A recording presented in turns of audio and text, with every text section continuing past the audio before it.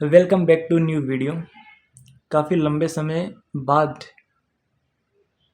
मुलाकात हो रही है, होती रहेगी। मुझे बार बार मैंने आपको याद होगा कुछ दिन पहले भी कहा था कि लंबे समय बाद मुलाकात हो रही है, हमेशा होगी, लेकिन बीच में नहीं हो पाई। पता नहीं, मुझे भी क्यों पता नहीं, मैं भी नहीं समझ पाता कि ये क्या है कि बीच में छूट जाती है चीज़ें सारी। लेकिन मैं कोशिश करता हूँ कि फिर से इन्हें शुरू करूँ। आज मैं बात करूँगा पश्चिम बंगाल के मुर्शिदाबाद की, जहाँ पे हिंसा हुई थी, जहाँ पे वक्फ संशोधन बिल को लेकर हिंसा हुई थी। एक विशेष समुदाय के लोगों ने हिंसा की थी। विशेष समुदाय में साफ साफ कहूँ कि वक्फ संशोधन बिल किन से जुड़ा है, एक विशेष धर्म के लोगों से ही तो जुड़ा है। तो उन्होंने हिंसा की है। और आज भी मैं आज ही देख रहा था कि पश्चिम बंगाल में जो हिंदू जो आबादी है कि मुर्शिदाबाद में जो हिंदू जो आबादी है वो घर छोड़ छोड़ के वो जाने लगे हैं।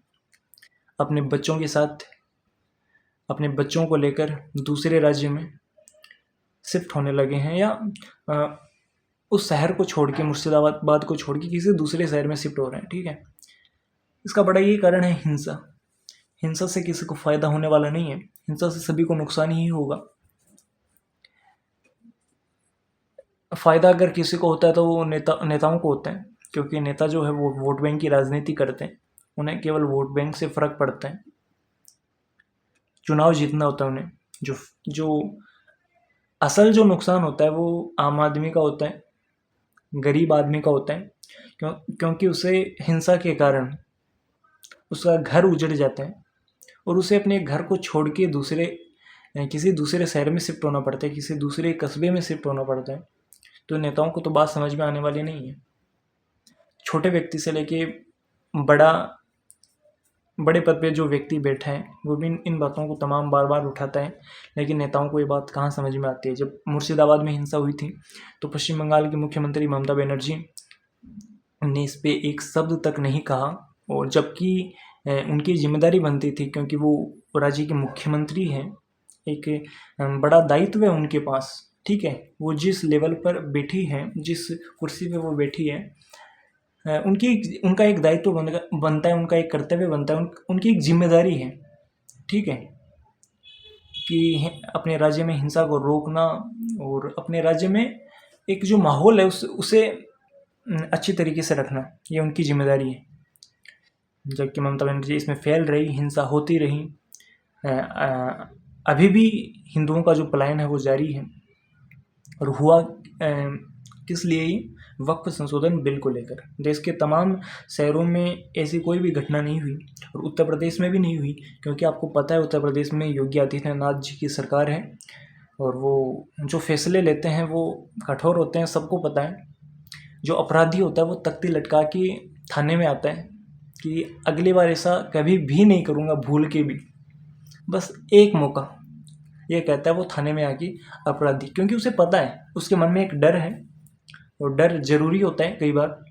उत्तर प्रदेश में जैसे जब समाजवादी पार्टी की सरकार थी तो काफ़ी ज़्यादा हिंसाएं होती थी, दंगे होते थे। मैं ये नहीं कहता कि दंगे,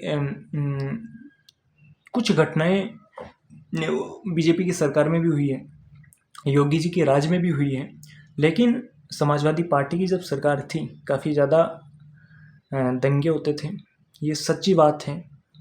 लेकिन अब काफ़ी जो सिचुएशन है काफ़ी ज़्यादा कंट्रोल में है, योगी जी की सरकार है। तो अपराधी वैसे भी अपराध करने के बारे में सोच भी नहीं सकता। अपराधी अपराध करने से पहले 100 बार सोचेगा कि मुझे अपराध करना है या नहीं, क्योंकि अगर वो अपराध करेगा तो उसका जो फल है उसे मिलेगा ज़रूर, और उसकी जो सज़ा है वो बहुत भयंकर होती है योगी राज में। तो मैं ज़्यादा प्रशंसक नहीं हूँ बीजेपी का, लेकिन जो अच्छी जो बात है, जो सच है, जो कड़वा सच है वो बताना पड़ता है। लेकिन जो मुर्शिदाबाद में घटना हुई वो निंदनीय थी, और ममता बनर्जी जो सारी जिम्मेदारी है वो मुख्यमंत्री पर ही बनती है, मुख्यमंत्री की बनती है, क्योंकि उनके हाथ में पुलिस है, उनके हाथ में प्रशासन है। तो वो क्या कर रही थी जब ये हिंसा हो रही थी, एक विशेष समुदाय का व्यक्ति ये हिंसा फैला रहा था, तो वो क्या कर रही थी? क्या वो टीवी पर देख रही थी बैठे बैठे, क्योंकि उसके वोट बैंक को कहीं ठेस ना पहुंच जाए, उसके वोट बैंक को कहीं बुरा ना लग जाए। जब मणिपुर में हिंसा हुई तो यही मुख्यमंत्री ममता बनर्जी ट्विटर पर बड़े बड़े अपने बयान लिखती थी कि ये हो गया वो हो गया, या किसी दूसरे राज्य में जब घटना होती है तो ये ट्विटर पर एक्टिव होती है, लेकिन अपने राज्य में जब ये नहीं संभाल पाई सिचुएशन को तो ये चुपचाप बैठी रही। तो इस प्रकार की घटनाएं हमारे समाज के लिए बड़ी खतरनाक होती है। दंगों से किसी का भला नहीं होता, दंगों से हर व्यक्ति का नुकसान होता है। सबसे ज़्यादा नुकसान तो गरीब व्यक्ति का होता है। इसमें जो मारा जाता है वो तो गरीब व्यक्ति है, आम आदमी है, करता कोई और है, भरता कोई और है, करा किसी और ने है, सज़ा किसी और को मिलती है। ये तो ठीक बात नहीं है, चाहे वो कोई भी राज्य हो। मैं किसी पार्टी का पक्ष नहीं लेता, मैं किसी पार्टी के बारे में ये नहीं कहता कि बीजेपी बढ़िया है, कांग्रेस बढ़िया है क्या, या टीएमसी बढ़िया है। जो पार्टी अच्छा काम करती है वो बढ़िया है, जो आम आदमी के लिए सोचेगी वो पार्टी बढ़िया है। जो नेता आम आदमी के लिए सोचेगा, गरीब व्यक्ति के लिए सोचेगा, वो समाज के लिए और देश के लिए अच्छा नेता है। ये इतना ही कहना चाहूँगा। वीडियो कैसा लगा लाइक करना, कमेंट करना, सब्सक्राइब करना और यूं ही प्यार बनाए रखना। यूं ही आपका साथ मेरे लिए ज़रूरी है। लग तो काफ़ी हैंडसम रहूँगा आज, तो इतना ही कहना चाहूँगा। अपना प्यार, अपना दुलार यूं ही बनाए रखना। धन्यवाद, बाय बाय। वीडियो काफ़ी लंबी हो रही है इसलिए बाय।